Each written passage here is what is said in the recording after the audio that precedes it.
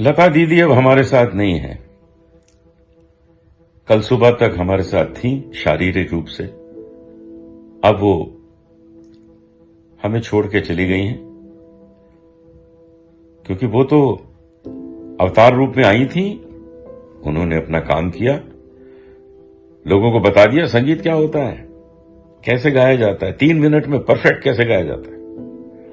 उनका तो कमाल था कि रिकॉर्डिंग करने के बाद वो सुनती नहीं थी कि रिकॉर्डिंग कैसी हुई है, चली जाती थी। जैसे म्यूजिक डायरेक्टर कहता था ठीक है, बस वो चली जाती थी, सुनती नहीं थी बैठ के। क्योंकि इतना कॉन्फिडेंस, मां सरस्वती कैसे गलत गाएंगी, तो 100% ही गाएंगी, perfect he गाएंगी।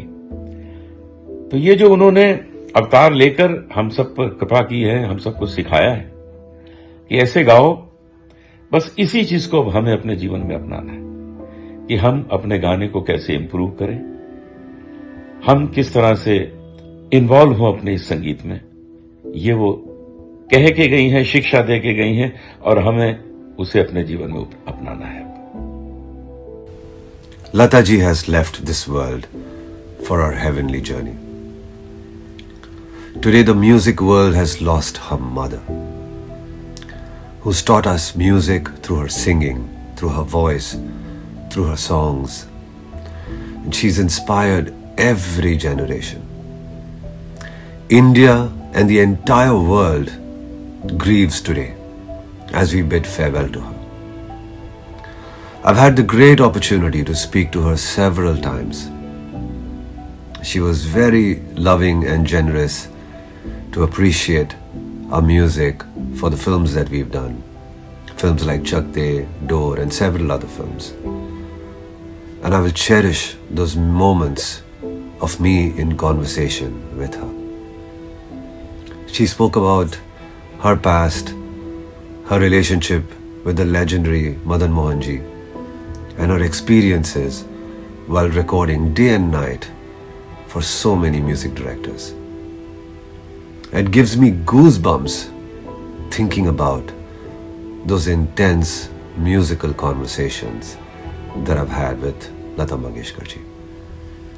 I consider myself very fortunate to have had these long musical conversations.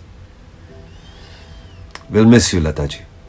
Even though you're not with us, your songs, your voice will always, always be with us. अलविदा लता जी। मैं हरीश भिमानी आपको याद दिलाने आया हूं कि सैकड़ों वर्षों से हमने समय के अनंत प्रवाह को 2 भागों में विभाजित कर दिया है, ईसा पूर्व और ईसवी सन। उसी तरह भारतीय संगीत को और विशेषकर भारतीय फिल्म संगीत को हम 2 भागों में विभाजित कर सकते हैं, लता पूर्व और लता युग। और आज लता युग का सबसे मनहूस, सबसे काला दिन है, वो हमें छोड़कर चली गई हैं। हम सब कहते हैं कि ये अपार क्षति हुई है। मेरा ऐसा ख्याल है कि क्षति तो उस दिन से होना शुरू हुई, क्षरण उस दिन से होना शुरू हुआ जब से उन्होंने गाना कम कर दिया, गाना बंद कर दिया।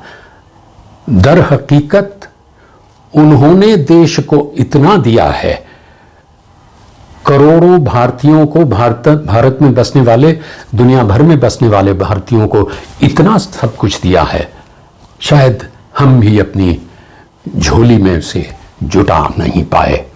और पता नहीं इस ऋण को हम कैसे लौटाएंगे, क्योंकि हमारी एक एक क्षण, चाहे वो दुख भरी हो या सुखों की, कहीं ना कहीं उनके गाने, उनका संगीत हमारे मस्तिष्क में, हमारे अवचेतन में होता है।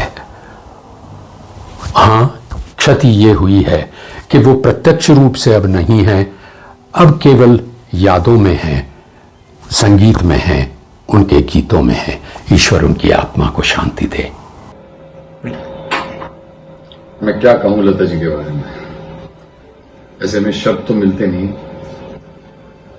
लेकिन ये लॉस हमारी फिल्म इंडस्ट्री की म्यूजिक के लिए नहीं है, पूरे वर्ल्ड के लिए लॉस है, क्योंकि उनके चाहने वाले तो पूरी दुनिया में हैं।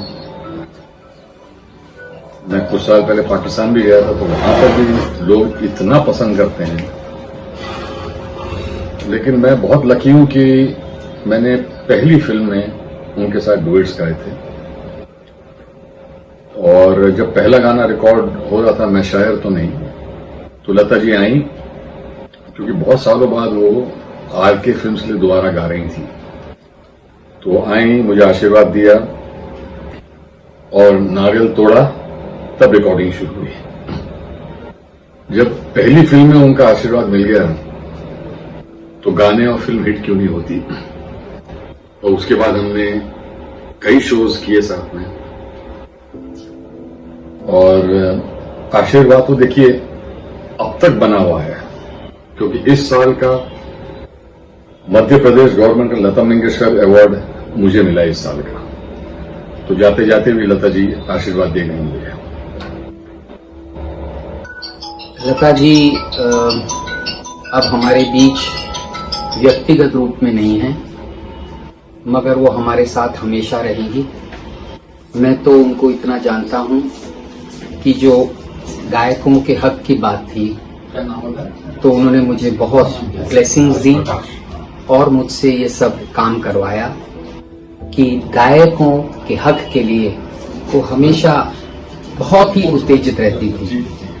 और आज के दिन मैं केवल इतना कहूंगा कि भगवान करे और लता जी हम पर जो है आशीर्वाद बना के रखें, हमको ये ताकत दें, सद्बुद्धि दें कि अब हम गायकों के हक का जो उनका सपना था 1960 में, उसको हम